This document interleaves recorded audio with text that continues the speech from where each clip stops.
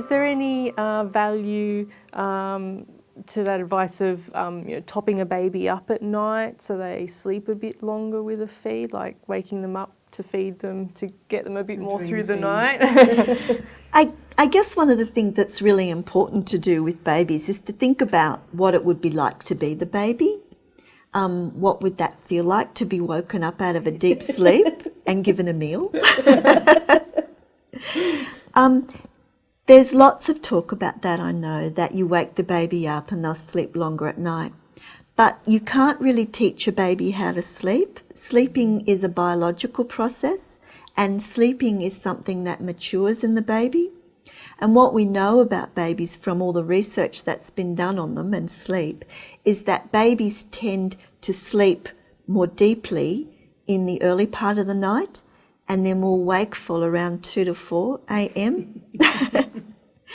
So that's why they tend to, the first feed that they sleep through is that around the 10 o'clock feed. So you're kind of going against normal biological rhythms to feed them then, because they're just as likely to keep waking at 2 to 4 a.m. just because that's a normal bodily rhythm that we all have. We all are more wakeful between 2 and 4 a.m. So I know some people say to do that, but I think looking at it from the baby's point of view is really a good thing to do.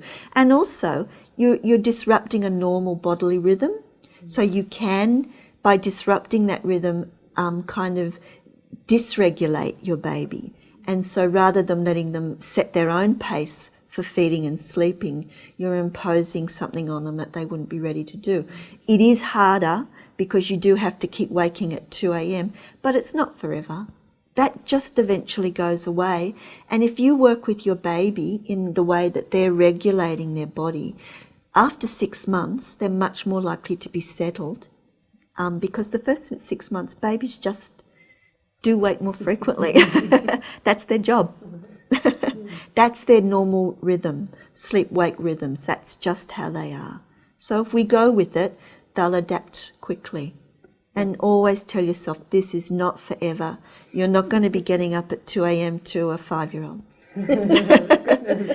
Unless they're not got into a good rhythm.